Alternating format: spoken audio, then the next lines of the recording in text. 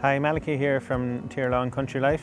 I'm just here today to demonstrate our Carberry rotary composter. It's a very good product actually. I use it at home myself. I just thought I'd go through what actually is suitable to put into these composters and what maybe isn't so suitable as well.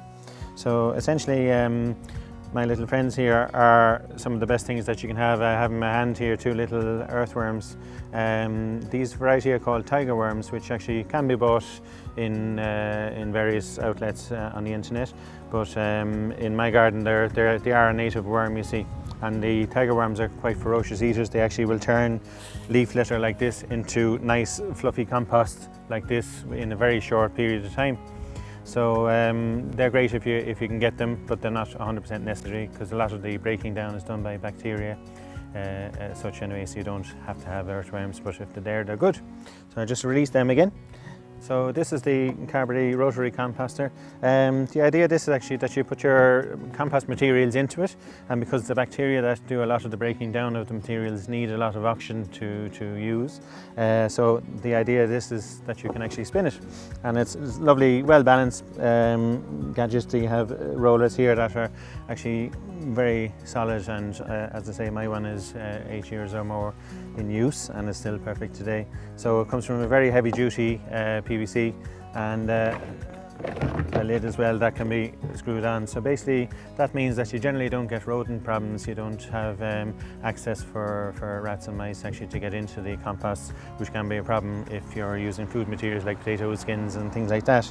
But essentially all you do is you use, it's good to have a mixture of things like kitchen waste, like potato peels, onion skins and things like that, and along with a little bit of woody material like this from our garden. So this is basically old plants that I've been clipping back and tidying up at this time of year.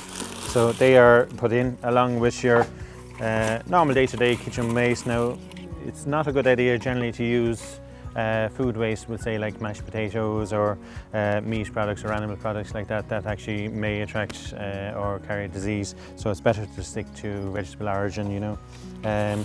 Leaves from the trees in autumn time are ideal as well. They break down and make lovely fluffy compost actually. And it's good to have a bit of variety, so if you just put grass clippings only, you'll tend to find that it actually gets too wet and a little bit stodgy, so you do need a little bit of the woody materials to actually lighten it and make it a fluffier compost. So after about 4 or 5 weeks in the summertime, you will turn what I just put in there into this kind of a material here, which even though, you know, it's kind of wettish and that, you know, after a few days it dries out and turns into a lovely usable compost like this here. So that's ready to use straight on the vegetable garden. You could use it for potting up vegetables and things like that. It may be too rich on its own, so you could mix it up with soil or another compost as well to water down, because there'll be a lot of nutrients in it. But it is certainly like gold dust for the garden anyway. So thanks very much for watching.